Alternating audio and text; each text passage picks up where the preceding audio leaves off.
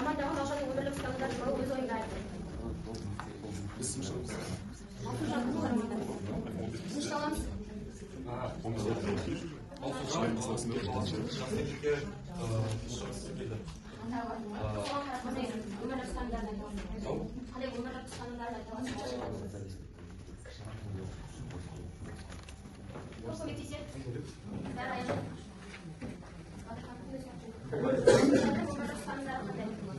Осыдан өз баласын деген сол арқылы ол орыстан келген деген ойдамын. Сондай өмірлік ұстанымы.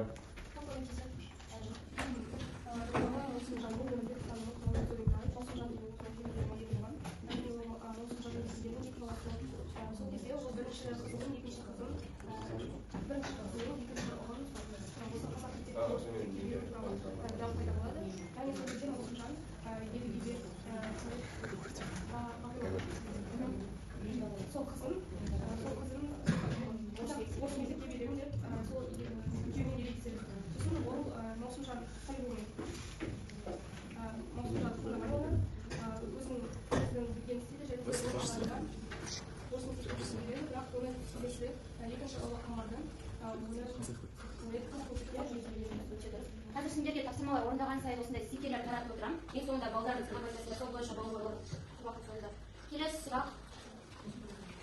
Едіге мен қайын атасының арасында қандай әңгіме болды? Кім жауап береді?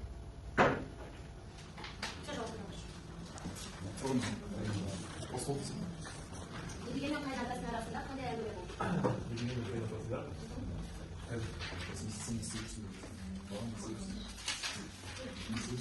Аяулы жауап бересің. Кім біледі?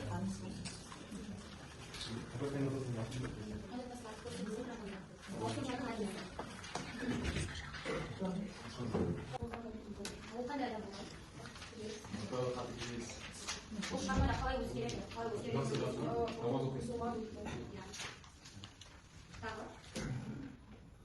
Оның кезеті басқа, ішкі дүниесі басқа болған, өзін басқаша көрсеткен.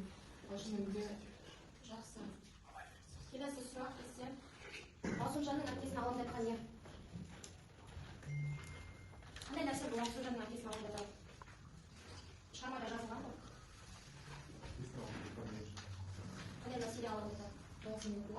Ол едігеге бергісі келмейді Маусымжанды. Не себепті? Себебі ол жаман көреді. Ең басты себебі не? Едіге қандай адам деп ойлайды? Жауапкершіліксіз тағы отбасын асырай алмайды дейді. Жақсы. Келесі.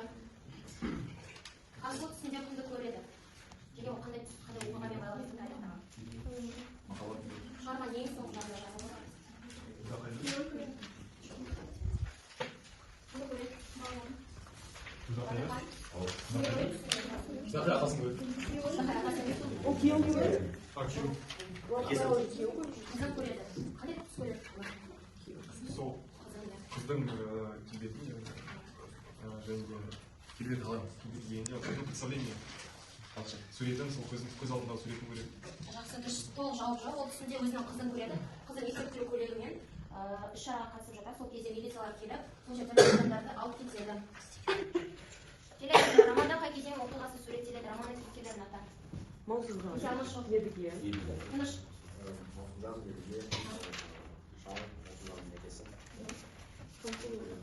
Қандай кезең суреттеледі романда? Ауыз кезең. 20-шы ғасыр. Қай жылы? Ол қандай кезең суреттеледі бізде? 1900 жылы. Ашаршылық кезеңдері болып есептеледі. Келесі едіге не туралы кітап жазады? Не туралы кітап жазады? Өз өмірі туралы?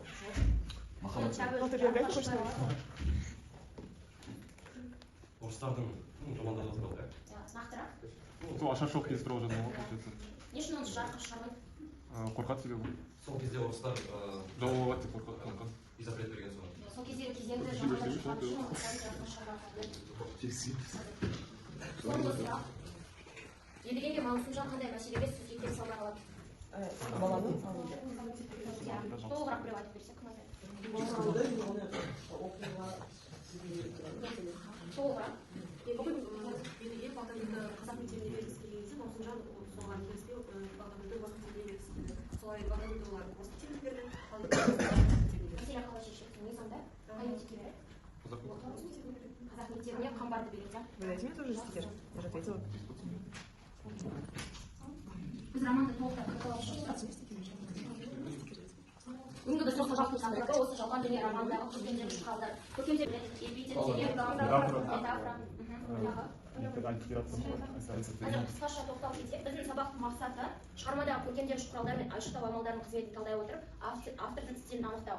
Көркемдегіш құралдар қазір қайталап өтейік. Эпитет дегеніміз заттың құбылысын, айрықша сипатын, сапасын білдіреді. Мысалы, Мағжан Жұмабаевтың өлеңдегі алтын күн, жүйрік жел, қара жер деген сияқты. Қандай мысал келтіре аламыз эпитетке? Тағы басқа.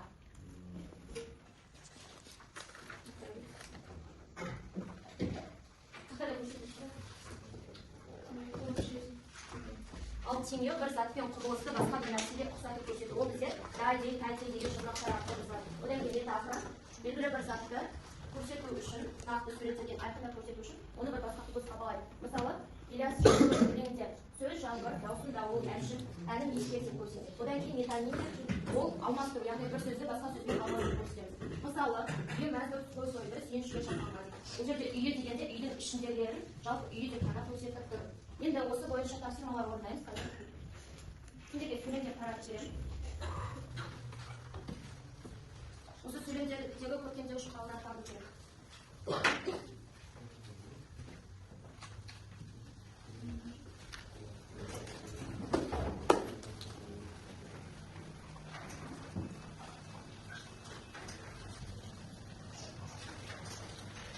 Жерде сендерге үлгі көрсетілген.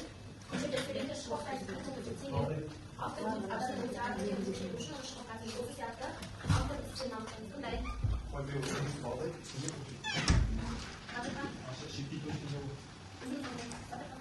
Жүрек орамалдай күйеу, үлбіреген түнді өтеді. Үлбіреген деген үйтеміз бар.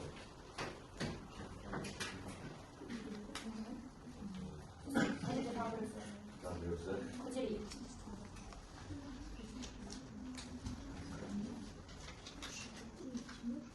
Дайван айгөрдің қызды сөз қылғыйық көгі қанды.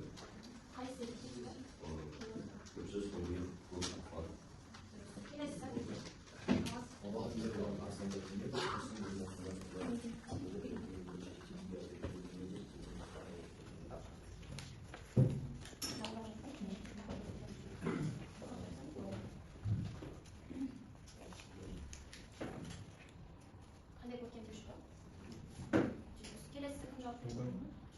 Жан балдай шығын жазат қандай болды балдай теңеу ашық шектей жұмбақ болған шоқ сөйлеге айналып барып бара жатқандай көрінеді. Шектей теңеу шоқ сөйлеге метафора шоқ сөйлеге айналып. Шоқ сөйлеге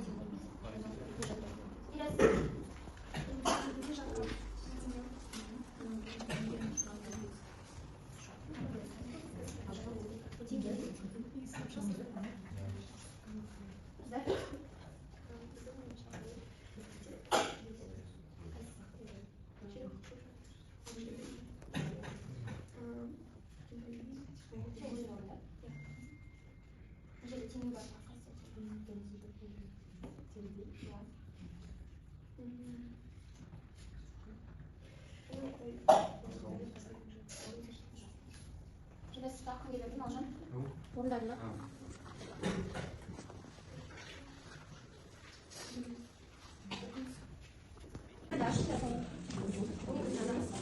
Әжемде тестпен толтырамыз барады. Әжемде кейіпкер беріледі, сендерге сол бойынша деректер теріп жазамыз. Одан кейін ол туралы өз ойларыңды, сол бойынша сұрақтар үшін қандай көркемдегіш құралдармен автор суреттеген сендерге үлгі. Бізде бірінші шыққанда Маусымжан жазамыз.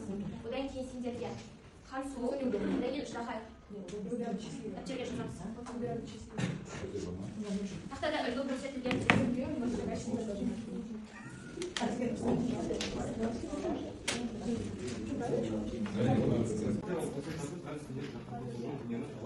сарсылған тынысы ауа бере жаудырып самсырап сояққа тапқандай болды. Ол дерек менің ойымша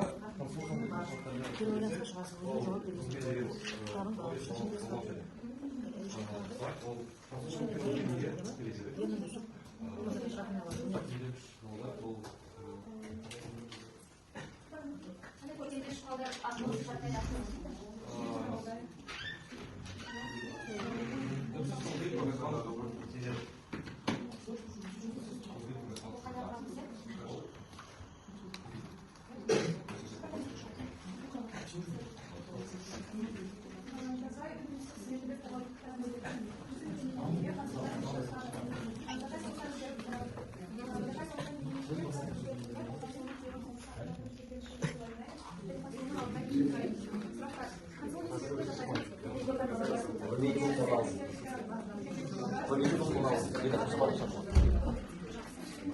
Как много?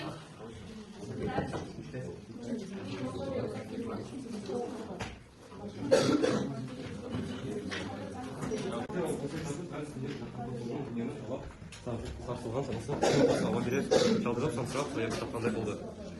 Ол дерек менің ойымша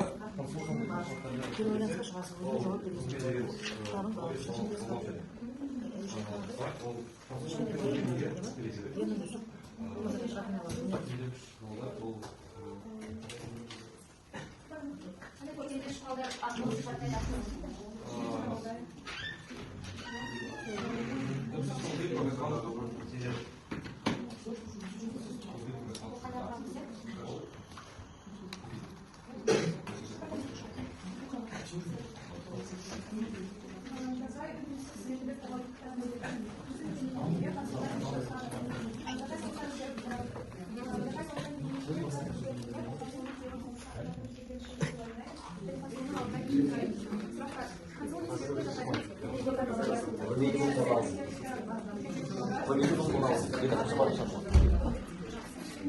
Как много?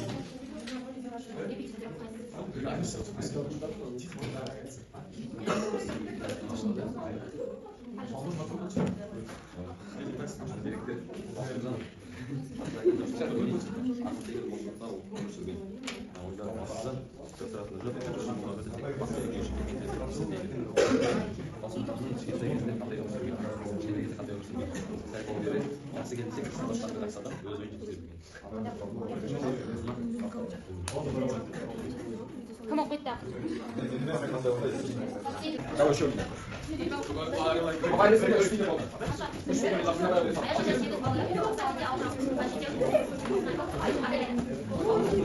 Evet,